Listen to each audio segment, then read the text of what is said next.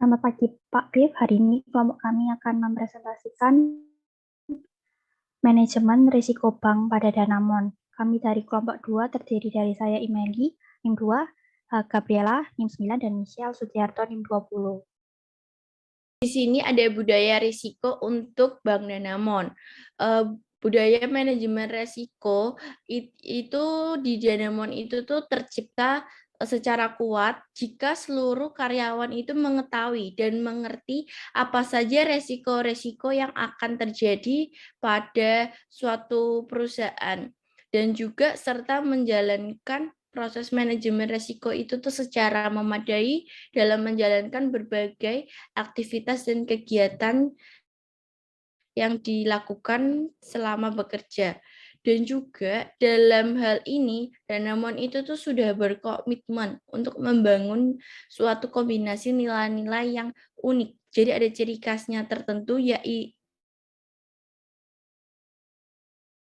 kepercayaan, pelaksanaan, dan juga pengawasan manajemen, untuk memastikan bahwa seluruh jajaran Danamon itu telah menjalankan aktivitas bisnisnya dan juga operasionalnya itu secara hati-hati atau kita bisa sebut prudent dan berdasarkan praktik yang baik. Budaya risiko yang ditetapkan itu melalui pengarahan dan juga pengawasan dari Dewan Komisaris serta Direksi Danamon dan juga perusahaan anak. Kemudian adanya pengenalan manajemen risiko sebagai bagian yang utuh dari pelaksanaan bisnis dan juga kepatuhan terhadap semua kebijakan dan prosedur hukum serta peraturan yang berlaku. Kemudian kesadaran dan budaya risiko pada semua tingkat organisasi itu tuh terus dibangun. Ada cara-cara yang digunakan, yaitu pertama, komunikasi akan pentingnya mengelola resiko. Jadi harus ada komunikasi untuk menyelesaikan resiko yang dihadapi. Kemudian komunikasi atas tingkat toleransi resiko dan profil resiko yang akan dihadapi, yang diharapkan melalui berbagai batasan dan juga manajemen portofolio. Kemudian yang ketiga, memberikan kewenangan kepada karyawan untuk menangani resiko secara hati-hati atau prudent dan kegiatan mereka, serta menyiapkan mitigasi risiko yang memadai. Kemudian yang terakhir, adanya pemantauan efektivitas penerapan manajemen risiko pada seluruh area.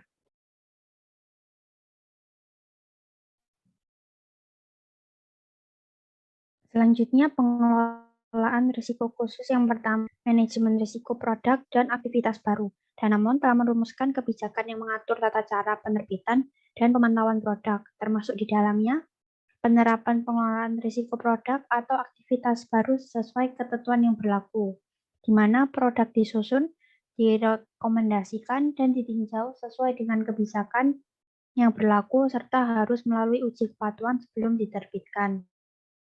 Kewenangan persetujuan untuk produk baru dibedakan atas tingkat risikonya.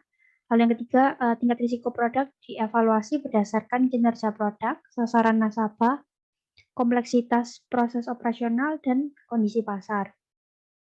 Kemudian yang kedua, manajemen risiko usaha syariah.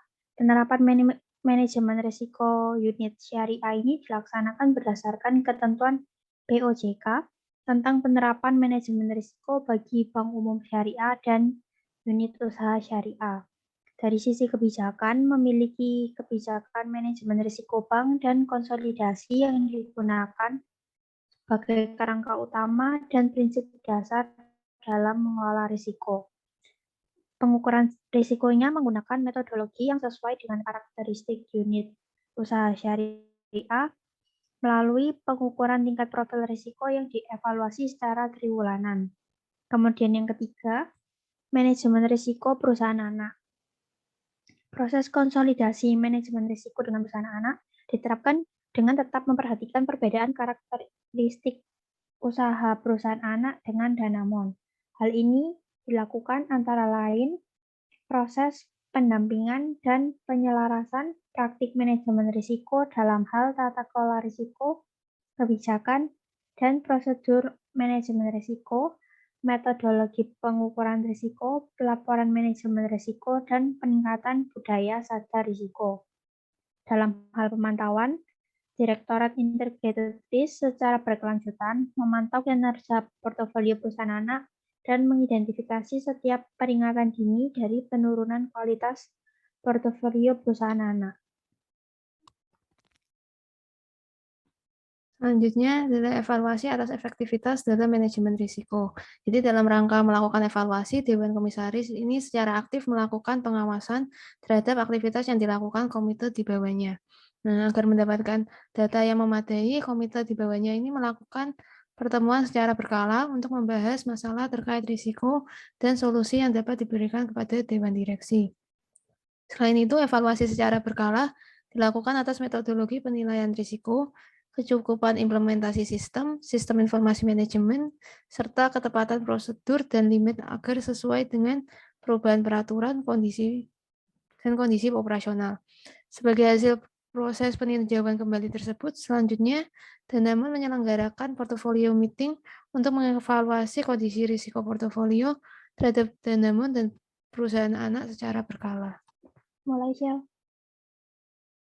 Selanjutnya, profil risiko. Penilaian profil risiko mencakup penilaian terhadap risiko inheren dan kualitas penerapan manajemen risiko yang mencerminkan sistem pengendalian risiko, baik secara individual, konsolidasi, maupun terintegrasi. Penilaian profil risiko individual dan konsolidasi dilakukan terhadap 10 risiko, yaitu risiko kredit, risiko pasar, risiko likuiditas, risiko operasional, risiko hukum, risiko strategik, risiko kepatuhan, risiko reputasi, risiko imbal hasil, dan risiko investasi.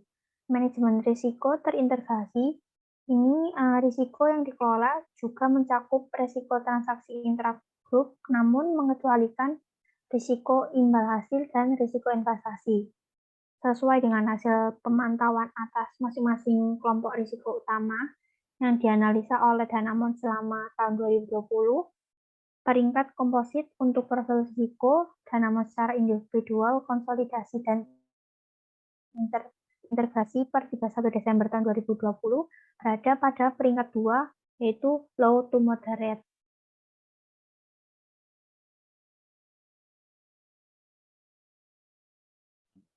Lalu, untuk risiko permodalan yang dimiliki oleh Bank Danamon sendiri, pengelolaan modal itu dilakukan melalui pemantauan basis modal dan juga rasio modal berdasarkan standar industri untuk mengukur kecukupan modal yang dimiliki. Kemudian adanya pendekatan Bank Indonesia dan juga OJK di dalam pengukuran seperti itu utamanya didasarkan pada pengukuran dan juga pemantauan persyaratan modal minimum untuk sumber daya yang tersedia. Kemudian Danamon itu telah memenuhi peraturan Bank Indonesia dan juga OJK mengenai kewajiban penyediaan modal minimum atau KPMM dan juga perhitungan aset tertimbang menurut risiko ATMR dan juga rasio KPMM Danamon jauh berada di atas level minimum yang telah ditetapkan oleh regulator. Kemudian Danamon itu juga telah menerapkan mekanisme internal capital adequacy assessment process, yaitu proses untuk penilaian sendiri oleh bank yang tidak hanya mencakup kecukupan modal dari risiko dasar berdasarkan pilar 1, yaitu risiko kredit pasar dan operasional, tetapi juga memperhitungkan pertimbangan kecukupan modal dari risiko-risiko lainnya, yaitu risiko konsentrasi kredit, risiko bunga buku perbankan, dan juga risiko likuiditas dan dampak stres sendiri dari tes. Kemudian sebagaimana ditentukan di dalam pilar 2, Basel 2 dalam peraturan OJK. Nah, ini adalah fokus dan kegiatan manajemen risiko tahun 2020. Jadi yang pertama ini adalah manajemen risiko secara umum, yaitu pertama penerapan manajemen risiko secara individu dan konsolidasi di Danamon dan perusahaan anak. Lalu yang kedua, penyempurnaan laporan profil risiko sesuai ketentuan regulator. Yang ketiga, melaksanakan program-program yang tercantum dalam rencana aksi keuangan berkelanjutan. Yang keempat, menjalankan kerangka ICAAP yang telah dimiliki bank secara berkelanjutan. Dan yang kelima, melaksanakan stress test secara blank white sesuai Basel II minimal sekali dalam 1 tahun. Yang kedua ini ada risiko kredit. Jadi yang dilakukan yang pertama ini memantau hasil internal rating model untuk lini bisnis korporasi, komersial, institusi keuangan, dan perusahaan pembiayaan. Yang kedua, penerapan model deteksi dini untuk lini bisnis korporasi dan komersial. Yang ketiga, ada penerapan behavior scorecard pada lini bisnis small medium enterprise untuk mendukung proses kredit. Yang keempat, ada membatasi penyaluran kredit pada segmen risiko tinggi seperti UPL. Yang kelima, menghentikan penyaluran kredit berisiko tinggi di bisnis kredit mikro dan memperkuat strategi collection. Lalu yang ketiga, ada operational fraud and QA. Ini yang pertama, meningkatkan independensi, fungsi, dan peran operational risk management di lini bisnis. Yang kedua, menyempurnakan aplikasi operational risk management sistem untuk meningkatkan efektivitas dalam mengelola risiko operasional secara komprehensif di Danamon dan perusahaan anak. Yang ketiga, menerapkan mekanisme eskalasi atas potensi atau kejadian risiko operasional. Yang keempat, menyempurnakan metodologi QA dan sistem pendukung, serta memperbarui kebijakan terkait QA. Yang kelima, meningkatkan awareness tentang pengendalian risiko. Lalu yang keempat, ini teknologi keamanan dan keamanan informasi. Yang pertama, mengembangkan dokumen prosedural yang merupakan turunan dari kebijakan manajemen risiko teknologi informasi yang telah dikembangkan sebelumnya. Lalu yang kedua, meningkatkan proses pengendalian internal. Yang ketiga, mengembangkan dan memutakhirkan tools yang digunakan untuk melaksanakan implementasi terhadap kebijakan manajemen risiko teknologi informasi. Lalu selanjutnya likuiditas. Yang pertama ini pengkinian struktur limit dan kebijakan risiko pasar dan risiko likuiditas bank. Yang kedua, penerapan validasi terhadap metodologi pengukuran risiko pasar dan likuiditas. Yang ketiga, penyempurnaan dan pengkinian ALM sistem untuk mendukung penyesuaian perhitungan dan pelaporan LCR. Yang keempat, mempelajari OJK konsultatif paper mengenai revisi persyaratan model minimum untuk risiko pasar. Kemudian di sini saya akan menjelaskan risiko kredit dari Bank Danamon, yaitu fokus dan kegiatan manajemen risiko itu pada tahun 2020 itu ada 5, yaitu penerapan behavior scorecard dan juga lini bisnis pada small medium enterprise untuk mendukung proses kredit. Dan juga adanya penerapan CKPN PSAK 71 atau FRS 9 untuk lini bisnis korporasi dan juga komersial institusi keuangan pada perusahaan pembiayaan, SME, KPR, KMG, kartu kredit, dan juga KTA, serta kredit mikro dan juga kredit kepemilikan kendaraan dan juga kredit konsumsi dan investasi mulai dari Januari tahun 2020 sesuai dengan ketetapan yang ada di OJK. Kemudian yang ketiga, adanya penyusunan dan pembaruan dan juga memberi petunjuk atas pelaksanaan kebijakan risiko kredit yang berlaku pada Bank Wide serta sejalan dengan regulasi Bank Indonesia maupun OJK dan kebijakan internal dan juga risk appetite Danamon. Kemudian yang keempat, adanya penyusunan dan pembaruan memo stimulus terkait dengan dampak COVID-19 sebagai implementasi terhadap POJK pada nomor 11, nomor 3 tahun 2020 di Bank Danamon. Kemudian meninjau memo implementasi di masing-masing LOB. Kemudian menetapkan dan mengklasifikasikan berbagai jenis industri menjadi kelompok industri dengan tingkat risiko yang tinggi dan juga dibatasi dari tinggi, sedang, dan juga rendah. Sehingga Danamon itu bisa memfokuskan pertumbuhan pada industri dengan tingkat risiko yang sedang dan juga rendah. Selanjutnya, risiko operasional. Ini merupakan risiko yang disebabkan oleh ketidakcukupan atau tidak berfungsinya proses internal kesalahan manusia, kegagalan sistem, atau adanya kejadian eksternal yang berdampak pada kegiatan operasional bank. Pendekatan yang dilakukan yaitu menentukan strategi mitigasi, efektivitas mekanisme kontrol, pembuatan risk appetite. Komponen utama dalam kerangka kerja pengelolaan risiko operasional adalah yang pertama, 3 lini pertahanan, pengelolaan risiko operasional, sarana pendukung, IT risk management, information security management, business continuity management, dan fraud.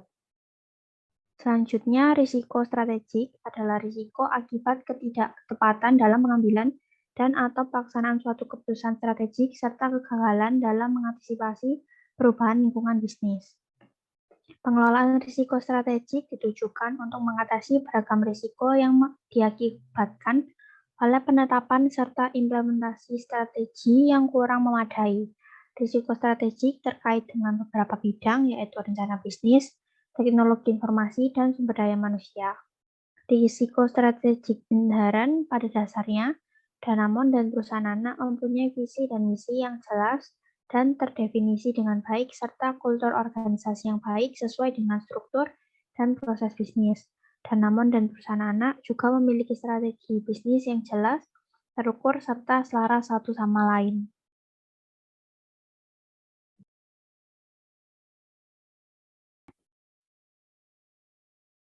Kemudian di sini adanya risiko kepatuhan. Risiko kepatuhan adalah risiko akibat Danamon tidak mematuhi atau tidak melaksanakan peraturan perundang-undangan dan juga ketentuan. Risiko kepatuhan pada umumnya bersumber dari aktivitas yang menyimpang atau melanggar dari ketentuan atau peraturan yang sesuai dengan undang-undang yang berlaku di negara kita. Kemudian dalam penerapan manajemen risiko kepatuhan, selain memperhatikan risiko kepatuhan, Danamon juga secara individual memperhatikan risiko kepatuhan secara integrasi dengan perusahaan anak dan perusahaan yang terrelasi, guna untuk meminimalisir dampak dari risiko kepatuhan sedini mungkin. Danamon itu senantiasa melaksanakan fungsi dari kepatuhan. Jadi PT Danamon itu sendiri itu tuh contoh bank yang selalu mematuhi peraturan-peraturan yang berlaku di undang-undang, dan juga fungsi kepatuhan merupakan serangkaian dari tindakan atau langkah-langkah yang bersifat preventif atau ex ante untuk memastikan bahwa kebijakan, ketentuan prosedur, dan juga sistem prosedur itu serta kegiatan usaha dilakukan Danamon itu sesuai dengan peraturan yang ada di OJK dan juga undang-undang, termasuk dalam prinsip syariah bagi bank umum syariah maupun unit usaha syariahnya, serta memastikan kepatuhan Danamon itu terhadap komitmen yang dibuat oleh Danamonnya itu sendiri kepada OJK dan otoritas pengawas lainnya.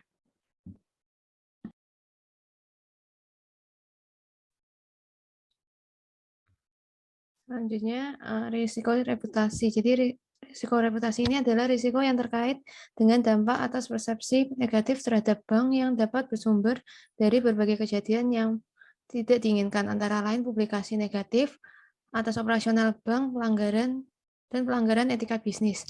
Lalu, organisasi pengelolaan risiko reputasi dikelola oleh unit sekretaris perusahaan yang berkoordinasi dengan unit kerja terkait penanganan keluhan nasabah unit keuangan. Lalu kebijakan pengelolaan manajemen risiko, ini kebijakan dan penanganan risiko reputasi selalu mengacu pada regulasi yang berlaku dengan fokus pada yang pertama pelanggaran terhadap norma-norma bisnis yang berlaku secara umum, yang kedua frekuensi keluhan nasabah dan materialitas keluhan nasabah, yang ketiga berita negatif terkait dengan pemilik Danamon atau perusahaan terkait dengan Danamon.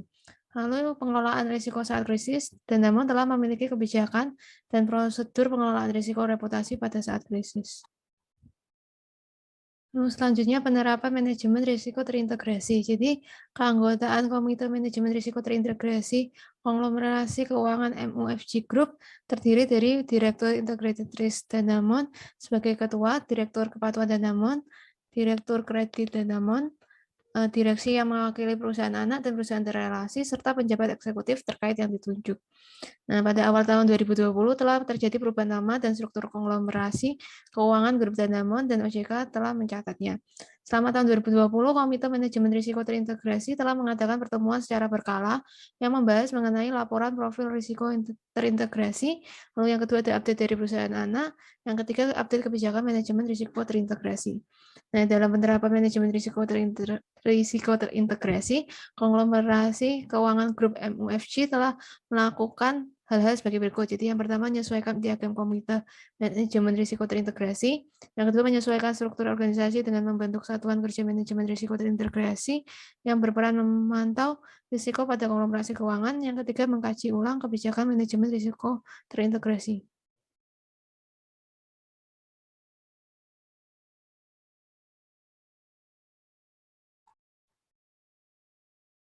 Lalu selanjutnya ini risk appetite, jadi sejumlah risiko yang siap untuk diambil atau ditoleransi dalam mencapai tujuan bisnis. Danamon telah menetapkan risk appetite secara grup dan manajemen dengan persetujuan Dewan Komisaris dan Direksi. Lalu Danamon juga telah melakukan kaji ulang atas parameter dan ambang batas risk appetite guna memastikan kesesuaian dengan perubahan kondisi internal dan eksternal, ekspektasi manajemen, serta peraturan yang berlaku. Lalu penetapan berbagai parameter risk appetite didasarkan pada risiko-risiko yang dinilai utama bagi Danamon yang mencakup permodalan, risiko kredit, risiko likuiditas, risiko konsentrasi kredit, risiko operasional, dan fraud. Selain itu, Danamon juga menetapkan berbagai limit risiko untuk masing-masing jenis risiko serta aktivitas fungsional. Lalu guna memastikan efektivitas serta pengelolaan risk appetite, Danamon juga telah memiliki kebijakan risk appetite statement yang menguraikan tugas dan tanggung jawab masing-masing pihak dalam pengelolaan risk appetite, serta mengatur proses dalam mendefinisikan, mengkaji ulang, dan memantau, serta eskalasi yang dilakukan dalam proses risk appetite. Lalu selanjutnya rencana kegiatan manajemen risiko tahun 2021.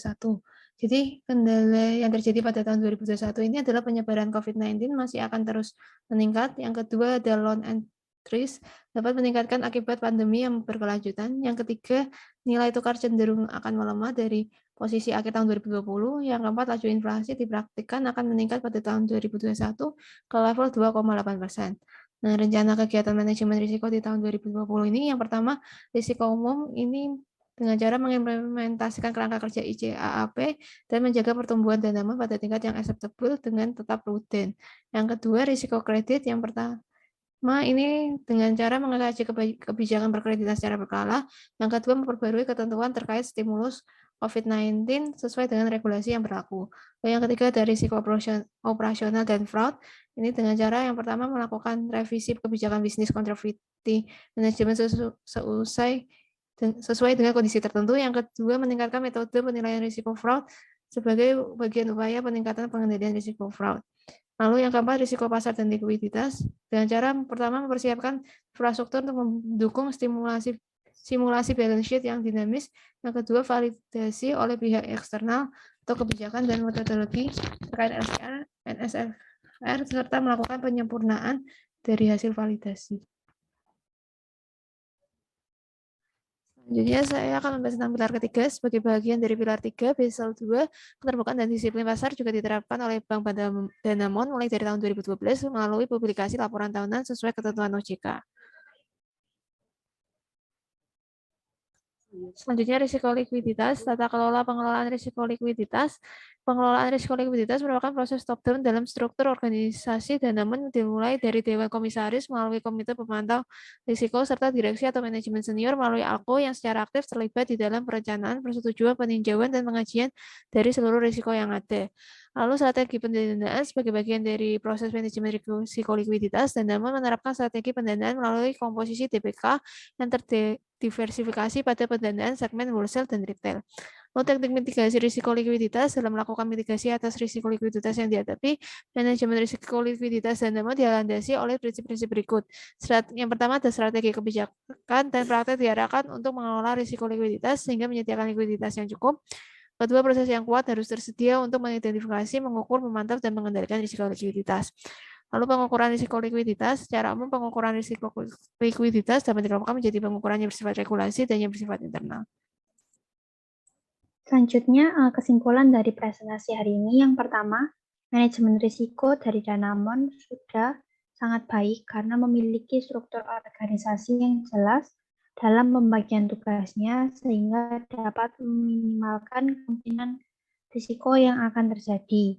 Kedua, Bank Danamon telah menjabarkan setiap risiko yang mungkin terjadi dan menyusun langkah-langkah yang strategis untuk mengatasi atau meminimalkan risiko yang ada. Yang ketiga, rencana strategis dalam pengelolaan SDM ditetapkan sebagai berikut. Yang tahun 2020 sampai tahun 2001, Danamon ini menetapkan strategi Sustainable High Performing Culture, di mana partner pilihan yang menerapkan pengelolaan organisasi menggunakan teknologi yang berbasiskan human design. Sedangkan untuk tahun 2021 sampai tahun 2022, Danamon memiliki strategis partner of choice, di mana memperkuat kapabilitas untuk menjadi partner pilihan pemangku kepentingan. Sekian presentasi dari kelompok kami. Terima kasih.